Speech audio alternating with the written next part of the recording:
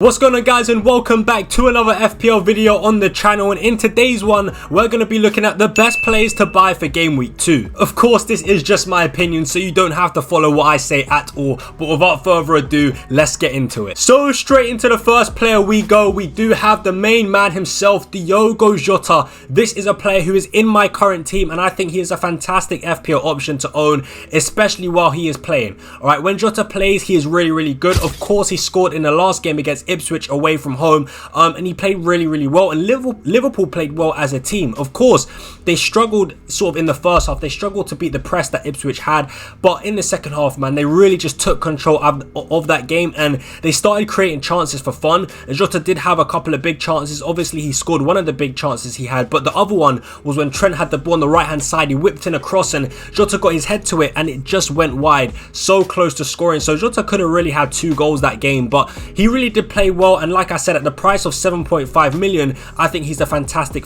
option to have in your team. And the fixtures for Liverpool, the upcoming fixtures for Liverpool are really good, and that's why I'm recommending Diogo Jota, because he's going to be playing in that number 9 role. In game week 2, it's Brentford at home. In game week 3, it's Man United away. In game weeks 4 and 5, it's Nottingham Forest at home and Bournemouth at home. Guys, these are really good fixtures, and we saw how Liverpool played. They were really dominant throughout the majority of the game. I know in the first half they struggled a bit, but man, once they sort of adjusted, they really just showed what they could do. So that's why I think Diogo Jota is a fantastic pick, and people still may have doubts about his minutes.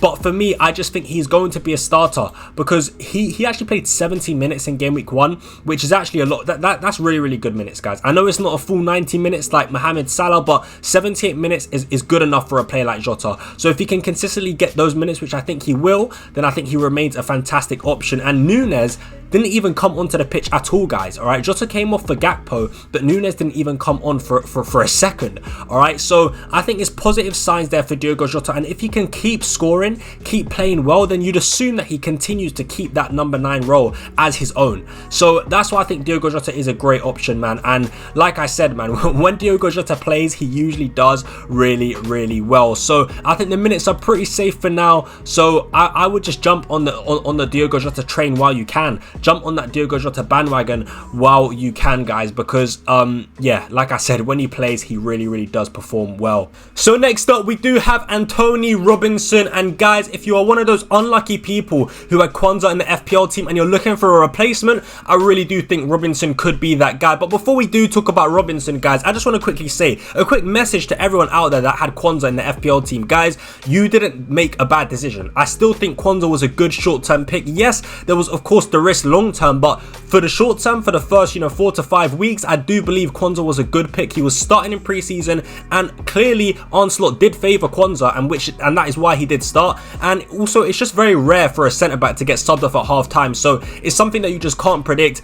You got very unlucky. All right, that's what I'm going to say. You got very unlucky. Don't let anyone tell you that you were stupid or you made a wrong decision, because I really don't think picking Kwanzaa was a bad decision. He's not someone that I picked for my own team, but I can genuinely understand why everyone did go for Kwanzaa. But nonetheless, if you are looking for a replacement at 4.5 million, I do believe Robinson could be that guy. The upcoming fixtures for Fulham are really good. It's Leicester at home in game week 2, it's Ipswich away in game week 3, it's West Ham at home in game week 4, and Newcastle at home in game week 5, and then even in game week 6, it's Nottingham Forest away. So yes, the fixtures are there for Fulham, and that's why I do think you should go for Robinson. But not only that, Robinson, in the way that Fulham play, Robinson is very attacking in that Fulham system. He gets high up the pitch, he likes to put crosses into the box, and he's just very attacking, pretty much playing as a wing back and a good overlapping fullback. So that's why I do like Robinson, because he's got that attacking potential, he's got that attacking threat, and of course there is the potential of clean sheets as well. And yes, you might say, well, I watched Fulham against Manchester United, they didn't really play that well and they conceded a lot of big chances, which is totally true. Yes, Fulham, defensively weren't that great against Manchester United. We did create quite a few big chances, and to be honest, we only scored 1 goal, but we should have definitely scored a lot more than 1 goal. All right, Bruno Fernandes missed 2 big chances, Garnacho missed a big chance at the end. We could have really scored 3-4 goals, and we did rack up quite a high XG as well, a high expected goals from that game as well. I think we racked up about 2.43 expected goals, which is pretty high for one game. So yes, of course, Man United sort of dominated that game, and we did create a lot of chances. And some people might argue Fulham could be weaker defensively because they lost Paulinho, they lost Tosin to Chelsea, and that could somewhat be true, but I wouldn't sort of I wouldn't let that one game against Manchester United sort of finalize your opinion on Fulham defensively, because going away to Manchester United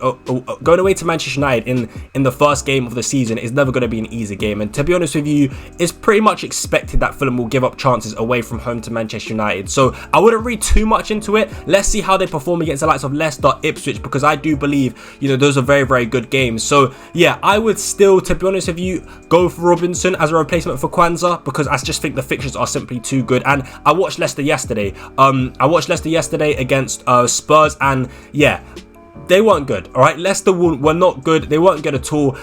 So I think Fulham can really hurt Leicester, and I just think once again the fixtures are really, really good. So Robinson is the guy that I would recommend if you are looking for a João Kwanzaa replacement. So since we are on the topic of Fulham, we might as well talk about another Fulham player, and that is going to be Rodrigo Muniz. All right, I do think he is one of the top players that you should be looking to get in your FPL team, in my humble opinion. Again, I just explained it. I love the fixtures that Fulham have, and although Rodrigo Muniz didn't score against Manchester United, again, I wouldn't read too much into it. Manchester United away is a tough game, especially in the first game of the season as well. So yes, Rodrigo Muniz didn't really have many chances created for him in that first game against Manchester United, but what I will say is that he got good minutes. I think he got around 77 minutes, something around there. And yeah, so he's got good minutes, and I do expect, you know, sort of the chance creation for Rodrigo Muniz to increase a lot in these next couple of fixtures, and I just think this is the best time to own a player like Rodrigo Muniz. He only cost 6 million. He's pretty much a differential as well. Really low. He's got really low ownership. So I think Rodrigo Muniz could be one of the best players to own for like the next 5 or 6 game weeks. Honestly, like I said, the fixtures for Fulham are really, really good, and this is the perfect time to own a player like Rodrigo Muniz. We saw last season that when Rodrigo Muniz does play, he's a massive goal threat. He's someone that can get you goals. You know, last season he had 9 goals in 18 starts, which is a pretty good return, especially for a player that only cost 6 million. So Rodrigo Muniz is, in my opinion, someone that you should put in your team. He's currently in my own FPL team, so I am looking forward to owning Rodrigo Muniz for the upcoming game weeks, because like I said, I think the fixtures are really, really good. So next up, we do have Bukayo Saka. I really do think he is a great option to own in FPL, guys. And again, it's another player which is in my current team. So when I say that I think you guys should get him, I'm being very, very genuine here. These are players that are in my own team, and Saka, we saw what he done against Wolves, man. 1 goal, 1 assist, a brilliant performance, and this is what he can do, man. Saka is one of the best players in the Premier League. He's one of the best FPL assets to own. I really, really do like him, and I love the fact that he plays for one of the best teams. Now some people may say, oh, the fixtures are just simply not good enough. The fixtures aren't great. I don't want to own any Arsenal assets. I don't want to own players like Bukayo Saka, but I really, really disagree with that, with sort of that notion that, you know, Arsenal assets are bad to own because of their fixtures. I think their fixtures are actually a lot better than what it seems. All right. Obviously the Wolves at home fixture was really, really good, but in game week 2 is Aston Villa away. Is that a sort of a tough game? 100%. Of course it is. Last season Arsenal actually lost twice to Aston Villa. However, what I will say is that we know Arsenal are going to be one of the best teams in the league this season, and they can score against anyone. They can. And although they didn't last season, I'm actually going to bet my money on Arsenal scoring against Aston Villa in game week 2, because for me, like I said, they're one of the best teams in the league. So I don't think the Aston Villa game is as hard as it seems. I think they can definitely score against Villa away from home. And then in game week 3 is Brighton at home, and then after that is Spurs away again. Some people might look at that and say it's tough, but guys, there's always goals in a North London derby. There's always goals. We saw what happened last season where Saka managed to score against Spurs home and away. So I don't look at that game and think Saka cannot score in that. I think there'll be goals in that game, and I can see Arsenal scoring. And then of course it's City away, which is definitely a tough game, and the reason why that's of course going to be the hardest game for Saka, and that's probably a game where he doesn't score. And the reason why I'll say that is because the way Arsenal set up against Man City based off previous seasons, they set up pretty defensively against Man City, and they don't really go at them like they go at other teams. So that obviously decreases the chance of Saka scoring goals. So that's the only fixture in game week 5 where I look at Saka and think he can't get points. But even then, after game week 5, it's Leicester at home, Southampton at home, Bournemouth away. So I think just long term, Saka's a really, really good, safe, reliable pick for your FPL teams, and I think he will help you hold your ranks, man. I really do. He usually gets 90 minutes. Of course, last game against Wolves, he did get subbed off 80th minute, but still close enough to 90. He takes penalties, set pieces, corners, free kicks as well sometimes. So I just love Saka as an option, man. I think he's just got everything you want as an FPL asset. So I really do like him. And of course, I watched the game. I saw how well he played. The underlying data as well supports that. As you can see, he racked up 0.36 expected goals and 0.37 expected assists. So Saka's just doing what he does best, man, getting goals and assists and just generally playing really well. So I actually think Saka's a good pick. Some people will put off him because of his fixtures, but guys, at the price of 10 million, cheaper than Cole Palmer, cheaper than Mohamed Salah, I really do like Saka. I think he's a great option. So next up, we do have Eberechi Eze from Crystal Palace. And guys, first things first, before I do talk about Eze, I just want to say, if you're someone watching this video and you've already got Eze in your own FPL team, I just want to say, man, you were very unlucky and just very unfortunate to not get any returns from that game against Brentford. I mean, it disallowed a free kick, which the referee openly admitted that it should have stood, it should have counted. And then of course the assist to Edward, which was ruled out. Yeah, just really unlucky. But the reason why I've chosen Eze, although he didn't get any returns, man, just on the eye test and from what I saw, I watched that game against Brentford and he was fantastic. He was at the heart of everything that Crystal Palace were doing. Like he was involved in all the Crystal Palace attacks. He was at the center of everything, and he was really unlucky to not get any returns. And I'm not even speaking about the offside goal or the free kick here. What I'm speaking about is a different opportunity where Eze was in, like running towards goal, and he had Mitchell there on his left, and all he had to do is just slot in Mitchell. Just a simple pass into the path of Mitchell. Mitchell would have had like a free shot on goal and most likely would have scored. But he decided to be a bit selfish then and basically took the shot on himself when he should have passed it. But that was one of the biggest chances that wouldn't have sort of been picked up by stats, but would have been picked up by the eye test. And that's why I'm a big fan of just watching the games, as many games as I can, really, because I like to see sort of how players perform, how involved they are. And yeah, man, Eze was just really involved. I think he's a great pick. The fixtures as well are fantastic. The fixtures are fantastic in my opinion. West Ham at home, who I think looked pretty poor against Aston Villa. So I think that home fixture against West Ham is a good fixture for Eberechi Eze. And then it's Chelsea away, who are looking pretty weak defensively. Of course, they lost 2-0 to Manchester City, but also in pre-season they were pretty poor defensively. So I wouldn't rule it out for Eze. I wouldn't rule out Eze getting a goal contribution in that game. And then it's a great fixture again against home to Leicester, and then home to Man United, then away to Everton. So I think the fixtures are pretty good for Crystal Palace. And Eze's on penalties, he's on free kicks, he's on all set pieces, plays 90 minutes. So just a really good, reliable FPL pick in my opinion. A bit like Bukayo Saka. Just sort of the set pieces, the goal threat, he's got everything. He's pretty much what you want in an FPL option, in an FPL asset, and that's why I do like Eze as an option. Yeah, I had my doubts. I'm not gonna lie, I did have my doubts in pre-season because obviously they lost. Crystal Palace lost Michael Olise to Bayern Munich, so I did have my doubts. You know, how would they perform without? How would Eze perform, and how would Palace perform as a team without the likes of Michael Olise there? But I think they were really good. Although they lost, I think there's positive signs there for Crystal Palace. I think they played really well. I think they created a lot of chances, and again, I think they were just unlucky not to come away with at least a point from that game. I think they should have won the game, to be fair, but very unlucky to not get at least a point. And yeah, like I said, I think Eze on the eye test, he passed the eye test for me. Like I said, he was involved in everything, at the heart of everything. Had a lot of shots on goal, had a lot of shots in the box, just was really at the center of everything, and that's why I do think he's a great option. So we are still on the topic of Crystal Palace, as the two other players I'm going to recommend to you guys is actually Daniel Munoz and Tyrick Mitchell. Guys, I think these are two great FPL assets at the moment.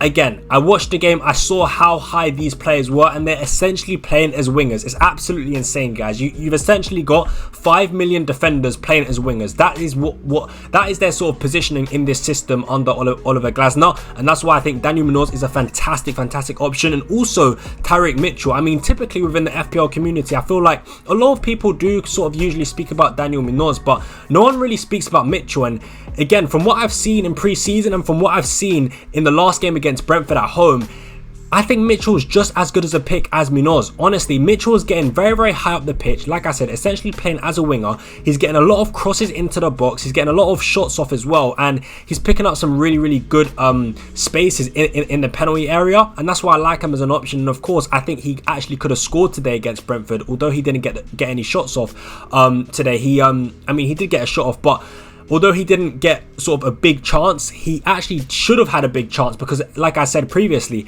Eze should have passed to him. Eze was in a great position just outside the area, had Mitchell there waiting on his left, free, open. If Eze just slotted him through, Mitchell would have had a shot on goal, and who knows, he probably could have scored it because it was in a good goal scoring position. So I think Mitchell is a great option, and I think he's slightly underrated as an FPL asset, and he's someone that I'm definitely going to keep my eye on. And the same goes for Daniel Munoz, a really, really good option. Of course, he picked up the assist today that for the goal that Crystal Palace did score. It was an own goal, but guys, Munoz got the assist, but where did that come from? It came from a left-footed cross from the left-hand side from Tyreek Mitchell across deep into the back post, which Munoz then latched onto. He headed it back into the box, and then I think it was Ethan Pinnock that sort of stuck his leg out, and then it resulted in an own goal. But that Crystal Palace goal came from the two Crystal Palace wing backs, guys. So I think Tyreek Mitchell and Daniel Munoz are great options. They get so high up the pitch. It's just crazy, guys. You've literally got 5 million wingers listed as defenders in FPL. So I think Munoz and Mitchell are great options. And like I said, the fixtures are pretty good as well. From a clean sheet perspective,